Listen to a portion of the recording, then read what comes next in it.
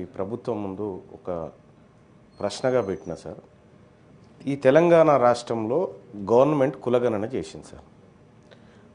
కులగణన చేసిన తర్వాత దానికోసం కొన్ని కోట్ల రూపాయలు కేటాయించి నిన్న మీరే మెన్షన్ చేసినారు ఎన్ని కోట్లు కేటాయించింది అనేది. కులగణన రిపోర్ట్ ఏది సార్? తెలంగాణ రాష్ట్రంలో మీరు జనాభా లెక్కలు చెప్పారు తప్ప కులగణన అంటే కులాల వారీగా లెక్కలు చెప్తే కులగణన అవుతుంది సార్. దాన్ని కులగణన అని చెప్పి ఎట్లా అనుకుంటాం సార్? ఇప్పటి వరకు అసలు కులగణన రిపోర్టే లేదు ఎక్కడ. డెడికేట్ కమిషన్ వేసారు సార్. అసలు డెడికేట్ కమిషన్ ఏం చెప్పింది సార్? మా బీసీల గురించి ఏమైనా చెప్పిందా? ఏమైనా పాయింట్ ఉందా? అందులో సభ్యులకే తెలియకపోతే సార్, తెలంగాణ రాష్ట్రంలో శాసన పరిషత్లో సభ్యులకే తెలియకపోతే సభ్యులు అడిగితేనే ఈ ప్రభుత్వం ఇవ్వకపోతే అదేమన్నా దొంగ డాక్యుమెంటా సార్? ఎందుకు ఇవ్వదు సార్ ఈ ప్రభుత్వం?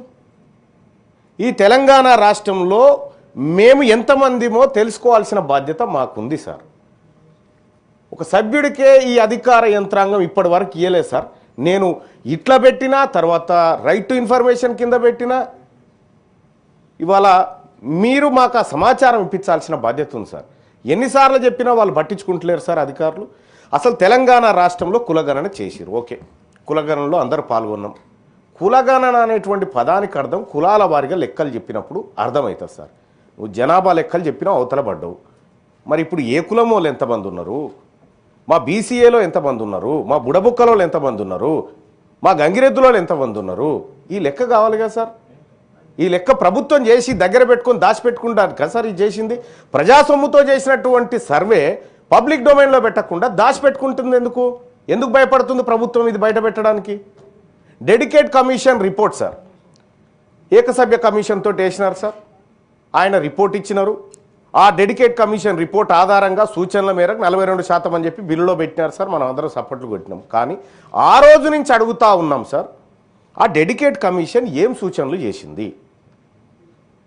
బీసీ ఏ వర్గాల కోసం ఏం చేసింది, బీసీ బి వర్గాల కోసం ఏం చేసింది, సి వర్గాల కోసం ఏం చేసింది, డి వర్గాల కోసం ఏం చేసింది?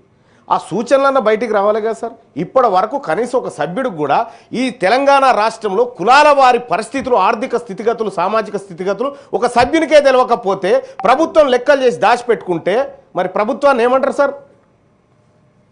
ఎప్పుడు ఇస్తారు సార్ మాకు ఈ లెక్కలు? ఈ రాష్ట్ర ప్రభుత్వం సమాధానం చెప్పాలి. ఈ తెలంగాణ రాష్ట్రంలో సార్ గాడిదలు 2000 ఉన్నాయని లెక్క చెప్పింది సార్ ఈ ప్రభుత్వం. మేము ఎంతమంది ఉన్నామో చెప్తలేదు. గాడిదలు 2000 గాడిదలు ఉన్నాయని సోషో ఎకనామిక్ అవుట్లుక్ సర్వేలో ఎన్ని గాడిదలు ఉన్నాయి తెలంగాణలో అంటే 2000 ఉన్నాయని చెప్పారు సార్. పందులు ఎన్ని ఉన్నాయో ఉన్నాయి సార్, కుక్కలు ఎన్ని ఉన్నాయో లెక్క ఉంది. మరి మేము ఎంతమంది ఉన్నాం సార్? తెలంగాణ రాష్ట్రంలో ముదిరాజులు ఎంతమంది ఉన్నారో లెక్క తెలవాలా వద్దా సార్? తెలంగాణ రాష్ట్రంలో యాదవులు ఎంతమంది ఉన్నారో లెక్క తెలవాలా వద్దా సార్? తెలంగాణ రాష్ట్రంలో పద్మశాలీలు, గౌడ్లు, మున్నూరు కాపులు వీళ్ళు ఎంతమంది ఉన్నారో లెక్క తెలవాలి కదా సార్. మరి లెక్క తెలవకుండా నువ్వు లెక్క చేసుకొని దాచిపెట్టుకుంటే ఇది పారదర్శకత ఎట్లయితే సార్? అందుకోసం నేను ఏం చెప్తా ఉన్నా సార్, నేను ప్రభుత్వాన్ని ఏదో విమర్శించడం కోసం చేసిన పని బయట పెట్టమంటున్నాను సార్. చేసిన పని బయట పెట్టమని చెప్తా ఉన్నా.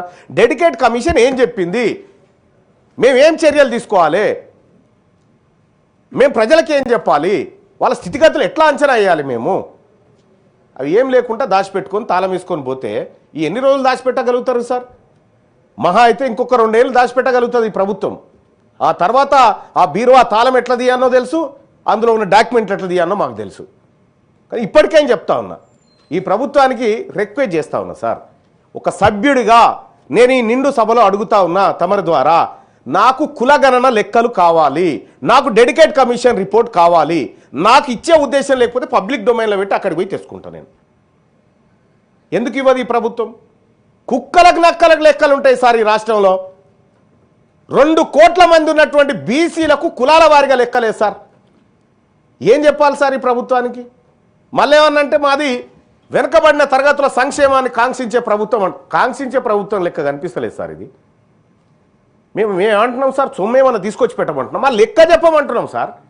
మేము అడుగుతుంది మా తలలు లెక్క పెట్టిరు కదా, మా జుట్లు లెక్క పెట్టిరు కదా, ఆ జుట్లు ఎన్నో చెప్పుర్రయ్యా అని చెప్తా ఉన్నాము.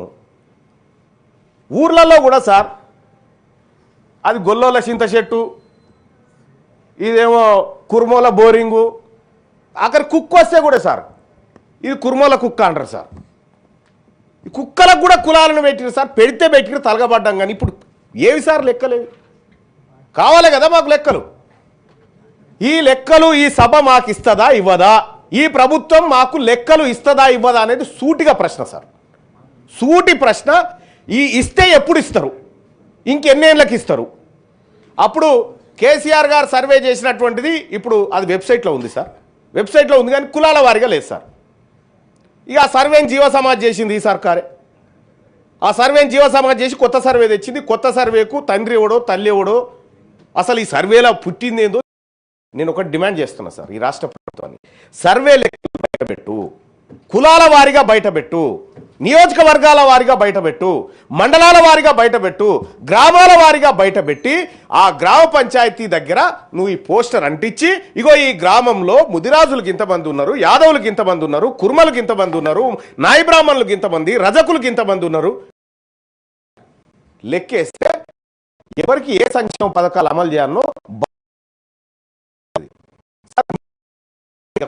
కొన్ని ఊర్లలో మేమే తెలంగాణ రాజ్యాధికార పార్టీ మా నాయకత్వంతో మేము చేయించినాం సార్. చేయిస్తే చాలా షాకింగ్ లెక్కలు ఉన్నాయి సార్, చాలా షాకింగ్ లెక్కలు. ఇవాళంటే బీసీలంతా అవేర్నెస్కి వచ్చి ఇవాళ లోకల్ బాడీ ఎలక్షన్లో కానీ అక్కడ ఇక్కడ ఓపెన్ స్థానాల్లో గట్టిగా పోటీ చేసి మెజార్టీ స్థానాలు కొట్టుకో ఇవాళ చైతన్యం వచ్చింది కాబట్టి సార్. ఈ చైతన్యం వచ్చిన సమాజం అడుగుతుంటే నేను లెక్కలు ఇవ్వకపోతే నేనేం చేయాలి? ఎవరి కోసం సార్ మేము గెలిచి? మేము ఆ వర్గాల నుంచి గెలిచినటువంటి వాళ్ళము, ఆ వర్గాలకు జరగాల్సిన న్యాయం గురించి నేను మాట్లాడాలి కదా సార్. మాట్లాడితేనే ఈ ప్రభుత్వం ఇయ్యదు సార్. బిల్లు పెట్టినప్పుడన్నా కనీసం ఇవ్వాలి కదా సార్. ఏందో ఏం కథను నువ్వు అది అర్రలో పెట్టుకొచ్చుకుంటావు, ఈడ కాగితం పెట్టి ఇక దీని మీద సప్పట్లు కొట్టారంటే మేము సప్పట్లు కొట్టాలి. ఇది నడవదు. ఈ ప్రభుత్వాన్ని ఖచ్చితంగా అడుగుతా ఉన్న ఈ వేదిక నుంచి, నాకు కులగణన లెక్కలు కావాలి, డెడికేట్ కమిషన్ రిపోర్ట్ కావాలి, మీరు ఆదేశించాల్సిందిగా కోరుతా ఉన్నాను సార్. Thank you.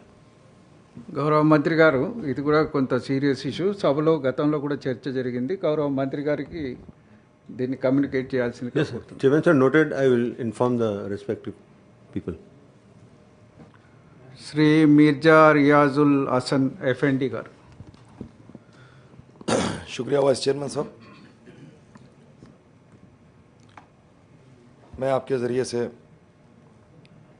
हुकूमत की को ये तवज्जो दिलाना चाहता हूँ कि माइनॉरिटीज़ स्टूडेंट्स के post matric, pre matric, overseas scholarship और फ़ीस रीइंबर्समेंट नहीं हुए हैं, जिसके सबब से स्टूडेंट्स को और उनके पेरेंट्स को काफ़ी तकलीफ़ का सामना करना पड़ा है। जिस तरह स्टूडेंट्स अपने कोर्स को कंप्लीट कर चुके हैं लेकिन कॉलेजेस से उनको सर्टिफिकेट नहीं मिल पा रहे हैं, और जो स्टूडेंट फर्दर जॉब्स